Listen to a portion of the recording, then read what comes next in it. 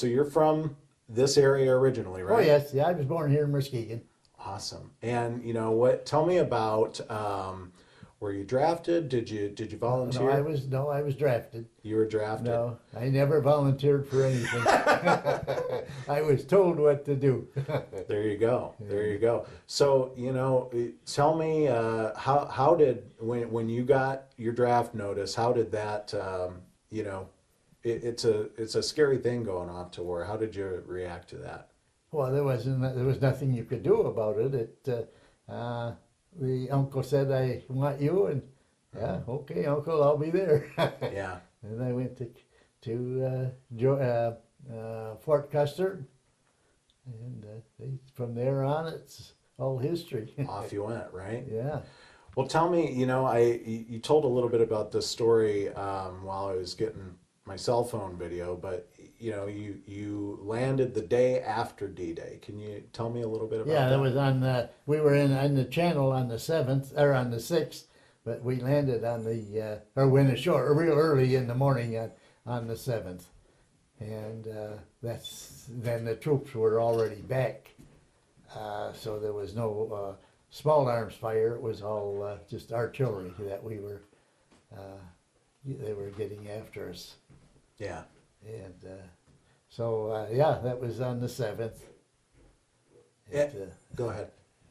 And that was it. Yeah. We landed and had to walk ashore, and like I told you, we had the tall guy. Well, we had to climb over this type of the big ship, the troop ship, climb over in a rope ladder, and then because the little boat would go up and the big one down, so you had to jump at the right time, which you did with a 100-pound back sack or stuff on your back, and then you had to get out of the way once you got to the bottom because the next guy would jump on you. So, and then we landed and went ashore, and us short guys the water was up to our neck, and the tall guys they had it up to their waist. Yeah. Salt water. Yeah. Cold, terrible cold water. And you said it was Omaha Beach, right? Where Yes, you landed. yeah, So yeah. it was, right where it all went down a day right. earlier. Yeah. Yeah, and because of the big ship, you couldn't get close enough because of all the garbage, so to speak. There, the trucks and tanks and everything was shot down there when they first landed. So that's why that they had to use the LCI and we were packed in there like pickles in a jar. So many guys in the boat, and they couldn't sit, had to stand, and we were tight together. And none of the guys that I landed with came back with us. I don't know. They went to different outfits too, so Got separated. Yeah, we got separated. So. For you mentioned LCI. For somebody who doesn't know military lingo, what's that stand for? It's a landing craft infantry. Okay. And there's an LCT too. That's a tank, but this is LCI, is a landing craft infantry. Gotcha. And the poor guy that drove that thing, he had to go back and get another load, so he was being fired on all the time. Right. And he was up, up in front and steered it in there and turned around and went back and got another load. Mm-hmm. And so that was not a good thing for him. Yeah. And I have to imagine for you, I mean, landing the day after, D-Day. Yeah. It was probably just carnage, I would imagine. Oh, everything was torn up, yeah, because they had bombed it and shelled it. The big ships, the Navy ships had bombed or put shells in there, and they just tore up that whole land. And now when my wife and I went back, it was all landscape, nice and green, and all lawn, and they had a stairway going down. They didn't have that for us. But there was, when we were there, it was all tore up. Now it was, the cemetery was there, and it was all land monuments and stuff like that. It was nice. They did a nice job. And So that's yeah, it was interesting, and it was a nice day. But there was the channel was so rough, the waves there was high waves, and so that's why the two boats, one went up, one went down, and then you jump into it after you had to jump at the right time, or you would have been in between the two boats, and it would have been killed you. Oh yeah. So. You mentioned in the other room that you don't consider yourself a hero. No, I'm not. Why is that? Because all the boys that died, they're heroes. I just did what I was told to do, and came home in good shape, and so no, just thankful that I could come home again. So many boys that they couldn't come home. And so many of them are lost an arm or leg, or and I have all my limbs, and I have my mind, I guess, is pretty good anyway. It seems to be.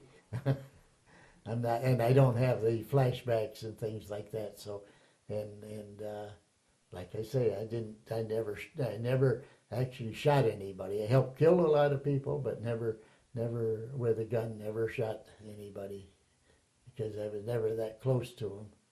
Always couple hundred yards behind, and so that I don't have that thing either. To say, well, I shot somebody, because I didn't, and I did, but like killing, I don't know how many we killed, but I'm sure it was in the thousands. You would have no idea, but you could tell that after you walked through or went on past that, you could see all the bodies laying there, and so yeah, that's the way it is, I guess. But I'm not a hero, no. Two injuries, right? Yeah, actually three, but I got two Purple Hearts. I got hit in the elbow too, but the two bad ones were the one on the back, and that's completely healed now. You never know it was there. And the thumb too. The thumb is healed too. So, but you wondered at the time because you could see the bone. It took it right down. Well, there's not much meat on the thumb anyway, so Right. they just took the skin off, Doesn't take and much, because right? the bone was there. So, but yeah, that healed, and it did have infection in it, and I was back to the tent hospital for a day or two, and they shot me full of penicillin, and that took care of that and the infection, and so then I was right back again, and because if you could walk, they needed you. Right. And so we did a lot of walking, and and another thing, the trucks that we rode in, these big trucks, they had their tailpipe was up high next to the cab and then bent over. They did that so that if the truck got into the water, it still would run. But what happened, that the gas fumes would come out of there, and you would be riding in the back of that truck, and then it would suck right back into the back. So we were breathing that exhaust fume while we were riding in the truck. And Wow. yeah, it would just it was a vacuum, and it would just suck it right back into that truck. Yeah. And you could smell it, but there was enough air there that it didn't affect us, I guess. But yeah, that was just another thing that you remember, that breathing that exhaust fumes Yeah. from that truck. And so we walked a lot, and we rode in those trucks too. But and they're not an easy, because they got real heavy springs. They're not an easy riding truck. Right. Right. So, So 2 Purple Hearts, a Bronze Star. Doug's made you this nice plaque. What does it mean to you to know that people still care after all this yeah, time? that means a lot. I don't know. It's hard to explain it, how you feel. Yeah, that's. I'm thrilled with that, and it means a lot, and it just makes it worth it all, so to speak. Yeah. Yeah. And you said, so to this day, you're 98 years old, you're turning 99 in September, you said, right? Yeah. And you're still going to Meyer. Yeah, yeah, and I still go out to restaurants to eat, but if I don't cook it myself, I go out and I enjoy that. Now, I go to the Cherokee on usually on Monday mornings, and there's always a group of guys that sit at a round table. Of course, they're old, so they're half deaf, so they talk loud. So there you go. And I can hear them, and then they talk about what the different things that around the city and so on, and so and the things that I know about too. So that's interesting. Probably the rowdiest bunch in the place because of that. Yeah. And I come back home again, and I don't know. I'm not lonesome. I'm not bored. I can't do anything anymore, but I still try. Yeah. And I take a ride to the lake every day, and a lot of times I'll go down there to watch the Lake Express come in, and park by the channel, and yeah, I don't go on the highway or and things like that, because I know better. I could do it, but I know better than that. I shouldn't. And so it's but I enjoy going there every day. I'd take a ride when it was hot down by the channel, park a little while, and then come back home. Yeah. And something to do. One thing that strikes me about your generation, and I bring this up, I got a chance to interview my grandmother before she passed away a couple years ago. She was 94. Yeah. And she showed me the stamps, the ration stamps. Oh yes.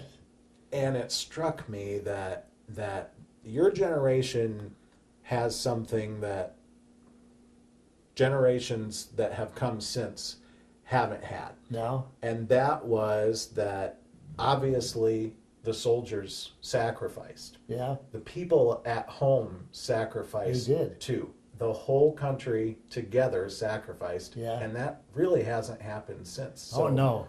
That togetherness. You think of how quick everything went together, and how everybody pitched in, and that's why we won the war, because the people back home were making the ammunition and the guns and the shells and everything else. So we all worked together. It wasn't just the soldiers, it was the whole nation, just all worked together. And they completed it and did a good job. And, and they worked, a lot of them worked 12 hours, and women were working in the factories, and like Rosie the Riveter. Yeah. And so, yeah, we all work together. It's not just the Army that did it. It's the people back home too. So of course that togetherness. What else can other people today learn from the greatest generation? Yeah, they don't work together now. They're fighting each other.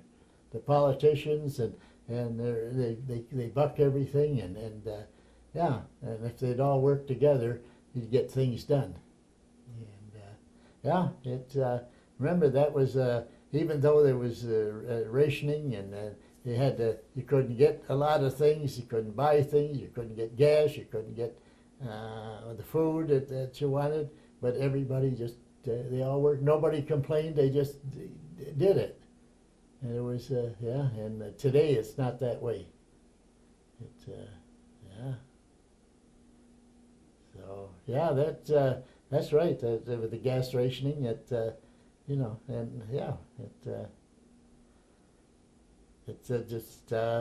it's hard to realize that all went on like that. And people made it, and they didn't complain. Everybody just pitched in, and yeah. The Army and all the services, they get credit, but the civilian people at home need the credit too, because if it wasn't for them standing behind and making the materials and the tanks and the trucks and so on, the soldiers couldn't do anything either. So yeah, it involved the whole nation. So when this story airs, you know, what do you hope people take from it? It's your story, but it's also the story of the whole country, everybody who fought, you know. Yeah, during that everybody time. was in on it. What do you hope people take? I away wish from it would be that way again. Instead of fighting and criticizing each other, get behind each other and support each other and get out and work. Now everybody wants things for nothing, and back then you could. It says, what can I do? Let's see, what was it that Kennedy said again? I forgot how he said it again about everybody doing. Ask not what your country Yeah, can do for you. that's but right. what Yeah, you- that's there. You yes. go. Yeah, There you go. that should be. They should do that today, and but it's not. It's that things are going to have to happen to get people organized. The young people are different now than what we were too when we were younger. It just seems like it's just a whole different world. It's a different time, and so it'll all work out. It always does.